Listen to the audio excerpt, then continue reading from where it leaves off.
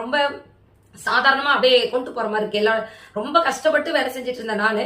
ஒரு சாதாரணமாவே என்னோட ஒர்க்கை நல்லா சூப்பரா பண்ண முடியுது அப்படின்னு சொல்லக்கூடிய அளவுக்கு என்னுடைய ஒர்க் இருக்கு. அதுக்கு காரணம் என்னன்னா இந்த டீச்சர் ட்ரைனிங்.